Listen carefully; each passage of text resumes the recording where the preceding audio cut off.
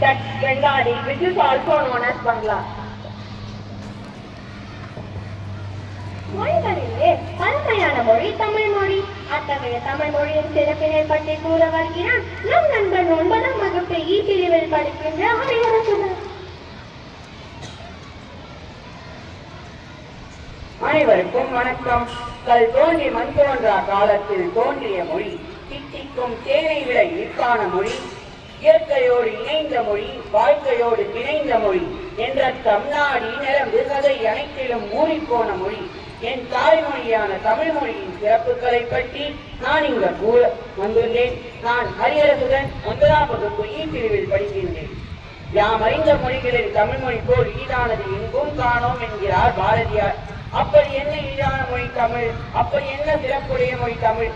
தமிழ் மொழி மிக பழமையான மொழி, மூத்த மொழி, முதல் மொழி, மிக அழகான மொழி.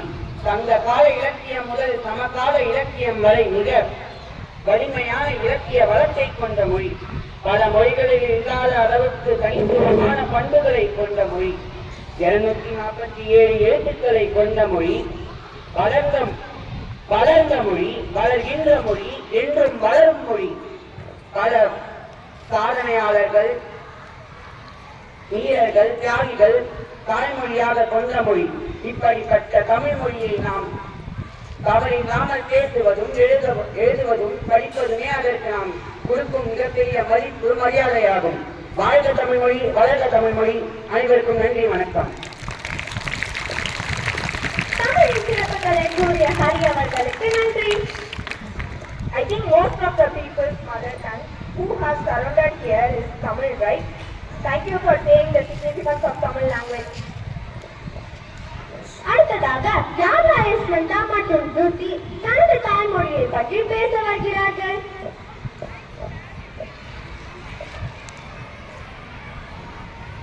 అందరికీ నమస్కారం. నా పేరు యాగాయస్వంత. నేను ఈరోజు మాతృభాష గురించి మాట్లాడడానికి వచ్చాను. మాతృభాష అనేది మాట్లాడడానికి, సాధన చేయడానికి మాత్రమే కాదు, అది మన విలువలని, విజయాన్ని గుర్తిస్తుంది. మాతృభాష మాట్లాడటం వల్ల మన పూర్వీకులు సంతోషపడతారు. మాతృభాష అనేది మనం మర్చిపోతే మన అమ్మని మర్చిపోయినట్టే. ధన్యవాదాలు. ఇప్పుడు తెలుగుదేశంలో ఉన్న ముఖ్యమైన ప్రదేశాన్ని గురించి చూద్దాం. మీ ఊరేది? విజయవాడ. దాని గురించి కొంచెం చెప్పవా? విజయవాడ చరిత్ర మహాభారత కాలం నాటిది. కృష్ణానది ఒడ్డున ఉండే ఈ నగరం మెల్లమెల్లగా అభివృద్ధి చెందింది. అర్జునుడికి శివుడి నుండి పాశుపతాస్త్రం పొందిన విజయ పేరుతో విజయవటిగా మొదట్లో పిలువబడే ఈ నగరం కాలక్రమంలో విజయవాడ అనే పేరుని పొందింది. ఇక్కడ కనకదుర్గ అమ్మవారి గుడి, గాంధీకొండ, ప్రకాశం బ్యారేజ్ వంటి ఎన్నెన్నో ముఖ్యమైన ప్రదేశాలు ఉన్నాయి. ఇంద్రకీలాద్రిపై ఉన్న ఈ అమ్మవారి ఆలయం ఎంతో ప్రత్యేకమైనది. ఇక్కడ దసరా నవరాత్రులు చాలా గొప్పగా జరుపుకుంటారు. అమ్మవారికి రోజు ప్రత్యేకమైన అలంకరణ ఉంటుంది. కృష్ణానదిపై నిర్మించిన ఎంతో అందమైన ఒక గొప్ప నిర్మాణం ప్రకాశం బ్యారేజ్. కొయ్య బొమ్మలకు పేరు పొందిన నగరం కొండపల్లి. ఇదే మా విజయవాడ గొప్పతనాలు. మా విజయవాడ గొప్పతనాన్ని మీ అందరితో పంచుకునే అవకాశం ఇచ్చినందుకు ధన్యవాదాలు. కృతజ్ఞతలు.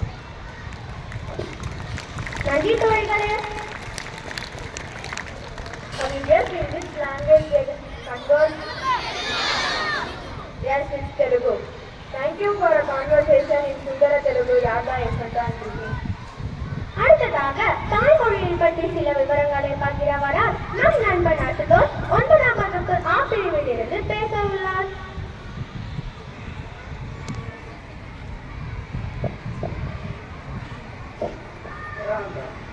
अच्छा, ये छत्रपति शिवाजी महाराज का बोला जाए। अच्छा, छत्रपति शिवाजी महाराज मराठा साम्राज्य के सम्राट है. छत्रपति शिवाजी महाराज एक दिल्ली मारू होता है. छत्रपति मुगल साम्राज्य के स्वागत करते हैं. இதனால நீ மராட்டியா வந்தாங்க. இதனால மனது கர்வாயா. இதனால महाराष्ट्र में मराठी काव्य हो रहा है. नमस्ते. जय महाराष्ट्र. जय Hind. Ranjit Nanda, have you made any guesses about the language he used? Yes, it's Marathi. Thank you, Ashton. அடுத்ததாக 3 மொழிகள் பேசும் 3 நாடுகளை பற்றி அவர்களின் தாய்மொழியில் முப்பெரும் தேவிகளைப் போல கூற வருகிறார்கள் நமது தோழிகள். എല്ലാവർക്കും നമസ്കാരം. ഞാൻ പ്രണത.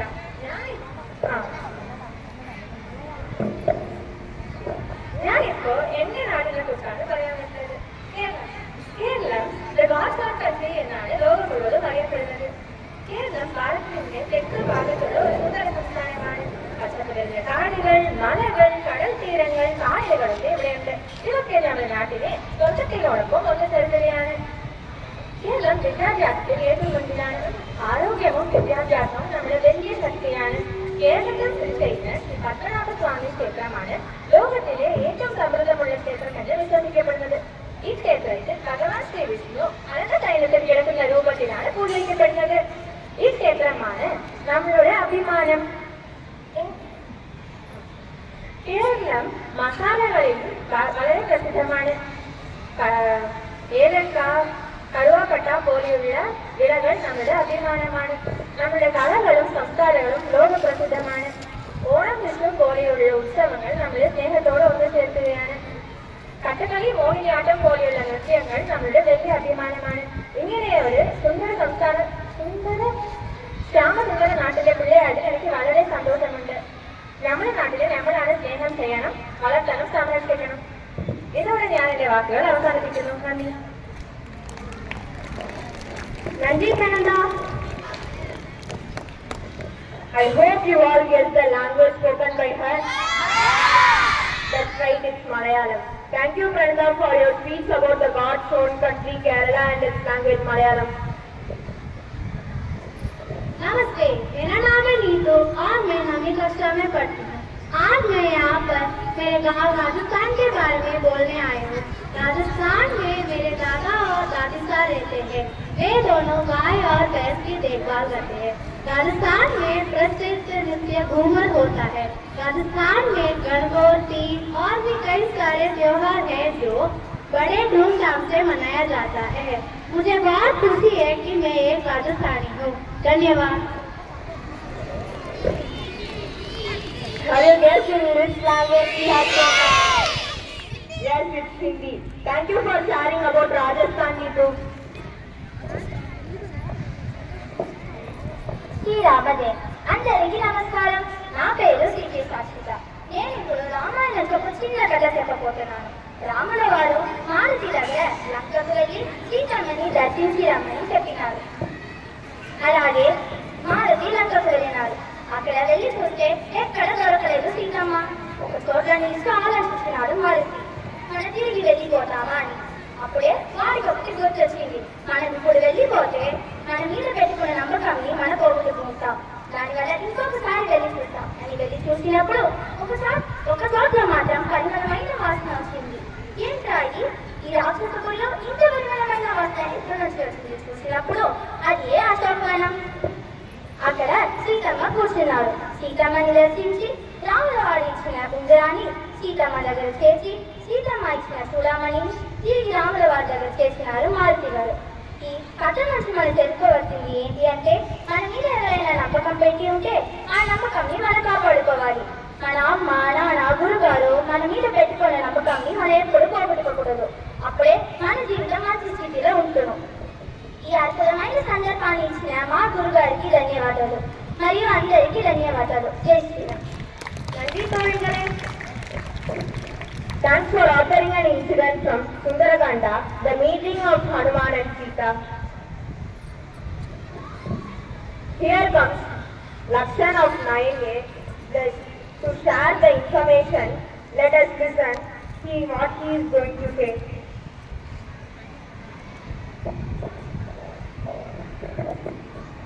ನಮಸ್ಕಾರ, ನನ್ನ ಹೆಸರು ವಿ ಲಕ್ಷನ್. ನಾನು 9ನೇ ಸೆಕ್ಷನ್ಲಿ ಓದುತ್ತಾ ಇದ್ದಾನೆ. ನಾನೀವಾಗ ಮೈಸೂರು ಅರಮನೆ ಮಾತನಾಡ ಹೋದಾನೆ. ಮೈಸೂರು ಅರಮನೆಯಲ್ಲಿ ಎಲ್ಲರಿಗೂ ಅಂಬಾವಿಲಾಸ್ ಅರಮನೆ ಅಂತೆ ಜೊತೆಯಾಗುತ್ತೆ. ಮೈಸೂರು ಅರಮನೆ ಒಡೆಯ ರಾಜ್ಯಕ್ಕೆ ಸ್ವಂತವಾದ ಅರಮನೆ. ಮೈಸೂರು ಅರಮನೆಯಲ್ಲಿ ಈಗ ದಿನವರಿ ಒಡೆಯ ರಾಜ್ಯದವರು ಇದ್ದಾರೆ. ಮೈಸೂರು ಅರಮನೆ ಮೈಸೂರು ಕೇಂದ್ರದಲ್ಲಿ ಚಾಮುಂಡಿ ಬೆಟ್ಟ ನೋಡಿ ಇದೆ. ಧನ್ಯವಾದಗಳು.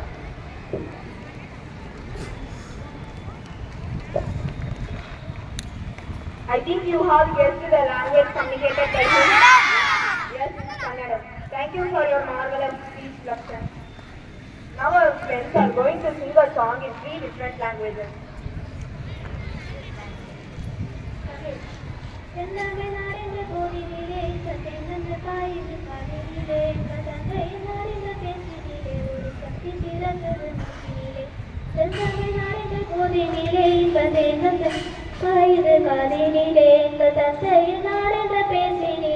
ஒரு சக்தி பிறகுது மூச்சினிலே తెలుగు ముద్దుగారే యశోద ముంగిల ముత్యము వీడు దిద్దరాని మహిమల దేవకీ సుతుడు ముద్దుగారే యశోద ముంగిల ముత్యము వీడు దిద్దరాని మహిమల దేవకీ సుతుడు മലയാളം ഓണപ്പാട്ടിൻ കാലം തുള്ളും തുമ്പപ്പൂവേ നിന്നെ തഴുകാനായി കുളിർക്കാറ്റും കുഞ്ഞ കൈകൾ ഓണവില്ലിൽ ഉണ്ണിയലാടും വണ്ണാത്തിക്കില്ലേ നിന്നെ പുൽകാനായി കൊതികൂറും മാറിക്കാറും കിളിപ്പാട്ട് ശ്രുതി ചേർന്ന് കുളിർപ്പാടും വൃന്ദാവനിൽ പൂണുള്ളുവാൻ വരുമോണമേ തിരുമുറ്റത്തൊരു കോണിൽ നിൽക്കുന്ന മുല്ലനീ ശരിയായി ஓணப்பாட்டின் காலம் துள்ளும் தும்பப்பூவே என்னை தழுகானாய் குளிர்காற்றும் புண்ணிய கைகள் ஓணவில் உஞ்சலாடும் வண்ணாத்திகிளியே என்னை புல்கானாய் கொதிகூறும் மாறிக்காரும்.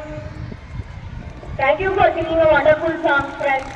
By Bharatiya Bhasha Utsav, we came to know about many languages, speciality of the state with the help of a small story. I hope it would have attracted you all. Let us appreciate every participant by giving them a big round of applause.